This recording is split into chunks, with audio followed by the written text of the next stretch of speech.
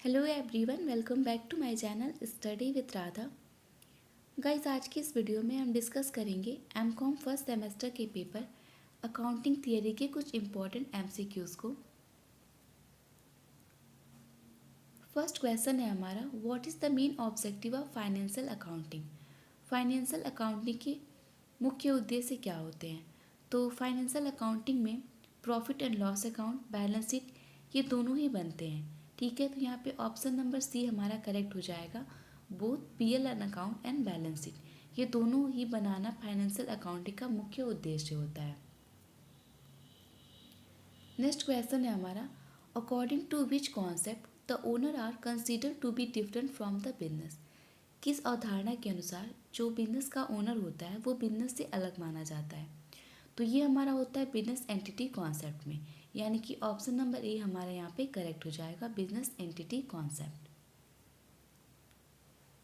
Next question है हमारा, while putting the value और price of an entity in financial record the lowest price is recorded, not the current price और current market value, this is known as. तो इसको हम कन्वर्टिज्म के नाम से जानते हैं। तो ये हमारा होता है conservatism. Okay, option number B हमारा करेक्ट हो जाएगा। नेक्स्ट क्वेश्चन है हमारा, which of the following is related to scientific system of maintaining account. तो डबल एंट्री सिस्टम जो है वो साइंटिफिक सिस्टम होता है, माना जाता है अकाउंट को मेंटेन करने का। ओके, तो ऑप्शन नंबर बी हमारा यहाँ पे करेक्ट हो जाएगा, डबल एंट्री सिस्टम, जिसको हम हिंदी में दोहरा लेखा प्रणाली भी कहते हैं। नेक्स्ट क्वेश्चन है हमारा, which of the following defines outstanding salary account. तो जो रिप्रेजेंटेटिव पर्सनल अकाउंट होता है वो हमारा डिफाइन करता है आउटस्टैंडिंग सैलरी अकाउंट को। ओके, तो ऑप्शन नंबर सी हमारा यहाँ पे करेक्ट हो जाएगा, representative personal account. Next question है हमारा, debit the receiver credit the giver is rule for. तो ये पर्सनल अकाउंट का रूल होता है। ठीक है, पर्सनल अकाउंट का हमने अकाउंट्स के गोल्डन रूल पढ़े हैं, जिसमें कि पर्सनल अकाउंट का हमारा ये रूल होता है कि जो डेबिट होता है वो रिसीवर होता है। Debit the receiver and credit the giver, पाने वाले को डेबिट किया जाता है और देने वाले को क्रेडिट किया जाता है। नेक्स्ट क्वेश्चन है हमारा, इंटरेस्ट अर्न इज। तो इंटरेस्ट अगर अर्न हो रहा है, इंटरेस्ट हमें प्राप्त हो रहा है, तो उसको हम क्या बोलेंगे, तो उसको हम नॉमिनल अकाउंट में दिखाएंगे। ठीक है, तो ऑप्शन नंबर सी हमारा करेक्ट हो जाएगा, इंटरेस्ट अर्न जो होता है वो नॉमिनल अकाउंट होता है, क्योंकि ये आय व्यय से रिलेटेड है, यानी कि इनकम और एक्सपेंडिचर से रिलेटेड है। तो इसलिए जो इनकम और एक्सपेंडिचर से रिलेटेड अकाउंट चीज़ें होती हैं वो नॉमिनल अकाउंट में जाती हैं। ठीक है, नेक्स्ट क्वेश्चन है हमारा, इन्वेस्टमेंट इज अ। इन्वेस्टमेंट क्या है, तो इन्वेस्टमेंट जो है हमारा वो रियल अकाउंट है। ओके, तो ऑप्शन नंबर बी यहाँ पे करेक्ट हो जाएगा, इन्वेस्टमेंट इज रियल अकाउंट।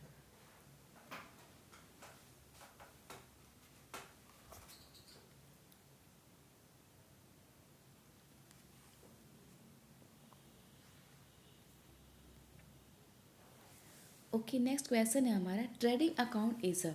तो ट्रेडिंग अकाउंट जो होता है वो हमारा नॉमिनल अकाउंट होता है, क्योंकि ट्रेडिंग अकाउंट में हम बस अपने इनकम और एक्सपेंडिचर को दिखाते हैं। और आपने अकाउंट के गोल्डन रूल में पढ़ा होगा कि जितने भी इनकम और एक्सपेंडिचर होते हैं वो सब नॉमिनल अकाउंट में जाते हैं। ठीक है, तो यहाँ पे ऑप्शन नंबर सी हमारा करेक्ट हो जाएगा, नॉमिनल अकाउंट, जिसको हम हिंदी में नामात्र का खाता भी कहते हैं। नेक्स्ट क्वेश्चन है हमारा, profit and loss account start with. Profit और लॉस अकाउंट जो होता है वो स्टार्ट होता है, तो वो ग्रॉस प्रॉफिट से स्टार्ट होता है। ठीक है, नेक्स्ट क्वेश्चन है हमारा, all revenue incomes are credited to. सारे रेवेन्यू इनकम जो होते हैं वो क्रेडिट होते हैं, तो वो हमारे क्रेडिट होते हैं प्रॉफिट एंड लॉस अकाउंट में।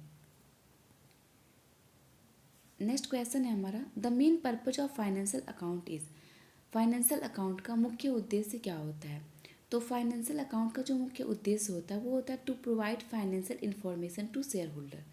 हमारे शेयर होल्डर्स को फाइनेंशियल इन्फॉर्मेशन प्रोवाइड करना। नेक्स्ट क्वेश्चन है, the revenue and expenses of a company are displayed in the which statement. एक कंपनी का जो रेवेन्यू होता है और उसके जो एक्सपेंसेस होते हैं, यानी कि उसके आगम और उसके जो खर्चे होते हैं, वो किस स्टेटमेंट के थ्रू डिस्प्ले किए जाते हैं।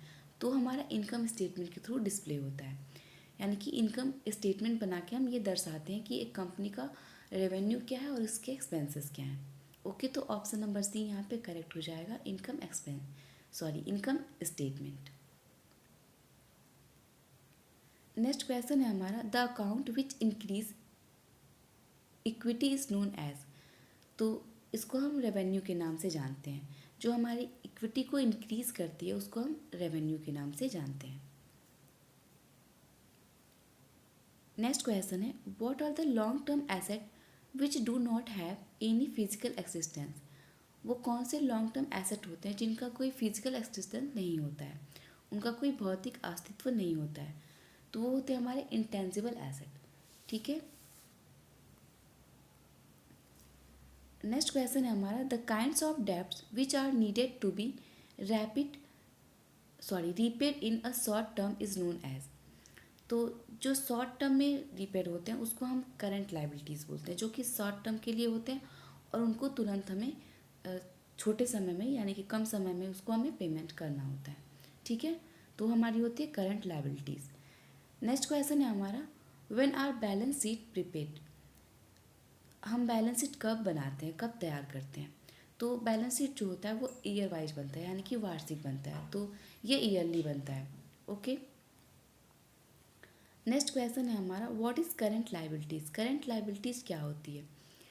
तो किसी कंपनी का, यहाँ पे ऑप्शन नंबर सी देखिए, company short term financial obligation debt are due within 1 year और within a normal operating cycle.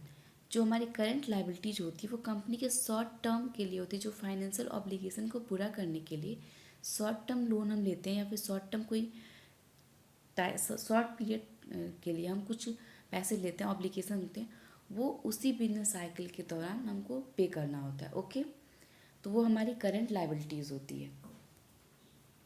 Next question है, what are the outstanding expenses. Outstanding expenses क्या होते हैं। तो आउटस्टैंडिंग एक्सपेंसेस जो है types of expenses होते हैं।